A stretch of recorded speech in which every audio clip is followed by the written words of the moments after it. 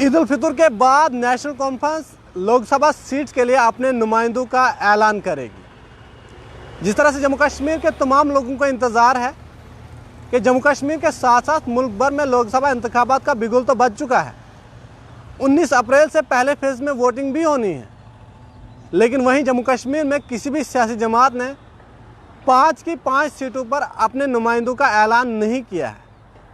अगर हम बात बीजेपी की करें तो बीजेपी ने अभी तक सिर्फ 2 सीटों पर अपने नुमाइंदों का ऐलान किया है और उन्हीं नुमाइंदों को दोबारा से वापस मौका मिला है जिन्होंने 2019 में लोकसभा इलेक्शन जो है वो कंटेस्ट किया था, उसके बाद जीत भी दर्ज की थी। लेकिन उमर अब्दुल्ला ने कहा कि हमारे पास अभी बहुत वक्त है, पहले हम ईद मनाएंगे और उसके बाद हम जो है पार्लियामेंट्री सीट के लिए अपने नुमाइंदों का ऐलान करेंगे। उमर अब्दुल्ला ने यह कहा कि तीसरे और चौथे फेज़ में हमारी साइड में जो है वोट होने हैं। हमारी पार्लियामेंट सीट से जो है इस साइड कश्मीर की अगर हम बात करें तो वहाँ पर जो है तीसरे और चौथे फेज़ में जो है वोट होने हैं। अभी बहुत वक्त बचा है, हम सही वक्त पर जो है अपने कैंडिडेट का ऐलान कर देंगे।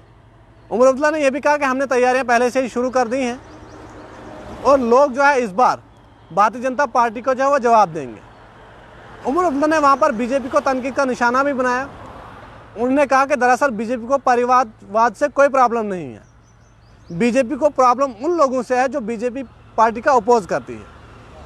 उन्होंने कहा कि अगर बीजेपी को परिवारवाद से प्रॉब्लम होती तो फिर वो चिराग पासवान के साथ बिहार में क्यों अलायंस बनाते। अगर उन्हें परिवारवाद के साथ प्रॉब्लम होती तो राज ठाकरे के साथ क्यों अमित शाह ने मीटिंग की लोकसभा इलेक्शन के लिए। अगर उन्हें परिवारवाद से प्रॉब्लम है तो ज्योतिरादित्य सिंधिया बीजेपी में है, वो परिवारवाद से क्या नहीं है। उमर अब्दुल्ला ने यह कहा कि हाँ, मुझे गर्व है, फ़ख्र है, मैं बीजेपी का अपोज करता हूँ और बीजेपी को उन्हीं लोगों से प्रॉब्लम है जो लोग जो है बीजेपी का अपोज करते हैं। जिस तरह से आप जानते हैं कि अमित शाह बार बार ये कहते हैं कि जम्मू कश्मीर में परिवारवाद के जो लोग हैं उन्होंने जम्मू कश्मीर में जमहूरी निज़ाम को जो है बहाल कभी नहीं होने दिया। लेकिन उमर अब्दुल्ला ने कल भी जवाब दिया और आज भी जवाब दिया। उमर अब्दुल्ला से एक सवाल और पूछा गया कि क्या चौधरीलाल सिंह के आने से कांग्रेस मजबूत होगी। उमर अब्दुल्ला ने यह कहा कि बेहतर यह होगा कि वो आप कांग्रेस के लोगों से ही पूछें, कांग्रेस के मामले में मैं कुछ कहना नहीं चाहूँगा।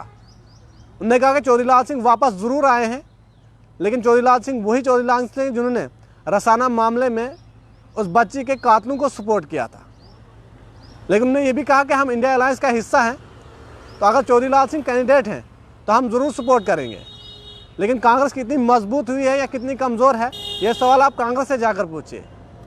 हम इसके बारे में कुछ कहना नहीं चाहते, लेकिन लोग उस केस को अभी तक भूले नहीं हैं, उस मामले को अभी तक भूले नहीं हैं कि रसाना मामले में जिस तरह से चौधरीलाल सिंह ने खुल्लम खुल्ला जो है उन कातलों को सपोर्ट की थी। लेकिन देखना ये ज़रूर होगा कि आने वाले वक्त में चौधरीलाल सिंह जो रसाना मामले में बड़ी बुरी तरह फंसते हुए नजर आए थे, उस वक्त उन्होंने बीजेपी से जो है वो खैराबाद भी बीजेपी को कह दिया था। लेकिन आपको बता दें कि बीजेपी में चौधरीलाल सिंह 2014 में शामिल हुए थे और 2014 में इसलिए चौधरीलाल सिंह बीजेपी में शामिल हुए थे क्योंकि उन्हें उधमपुर कुटवा लोकसभा सीट से जो है वो टिकट नहीं मिली थी। उस वक्त चौधरीलाल सिंह को जो है टिकट नहीं मिली, गुलाम नबी आज़ाद को डॉक्टर जितेंद्र सिंह के अपोजिट में लड़ाया गया था। हालांकि वो मुकाबला बहुत दिलचस्प था। गुलाम नबी आज़ाद साहब सिर्फ और सिर्फ 30,000 वोटों से हारे थे। हालांकि उस वक्त बीजेपी की बहुत ज़्यादा वेव थी, लेकिन उसके बावजूद भी गुलाम नबी आज़ाद ने अच्छे खासे वोट हासिल किए, जिसके चलते चौधरीलाल सिंह कहीं ना कहीं नाराज़ दिखे थे।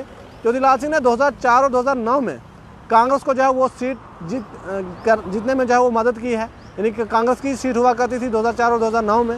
लेकिन उसके बाद जब 2014 में उन्हें टिकट नहीं मिली तो उन्होंने जो है बीजेपी में शमूलियत इख्तियार कर ली और उसके बाद रसाना मामला हुआ। चौधरीलाल सिंह ने बीजेपी में भी जो है वो बीजेपी को भी खैराबाद कह दिया। उसके बाद अब दोबारा से 10 साल के बाद कांग्रेस में शमूलियत इख्तियार कर दी। आप जानते हैं कि आज जो है कल चौधरीलाल सिंह ने कांग्रेस में शमूलियत इख्तियार की है, लेकिन 19 अप्रैल से जो उनकी पार्लियामेंट्री सीट से जो है पहले फेज़ के चुनाव होने हैं। अब देखना ये ज़रूर होगा कि चौधरीलाल सिंह को कितनी मेहनत करनी पड़ेगी इन 20 से 25 दिनों में या 1 महीने के अंदर, जिससे जो है डोडा कुठा उधमपुर लोकसभा सीट जो है चौधरीलाल सिंह अपने नाम कर सकते हैं और दोबारा से 2004 और 2009 वाला जो रिकॉर्ड है उससे मेंटेन रख सकते हैं और दोबारा से चौधरीलाल सिंह जो है कांग्रेस को वो सीट जितवाने में कामयाब हो सकते हैं।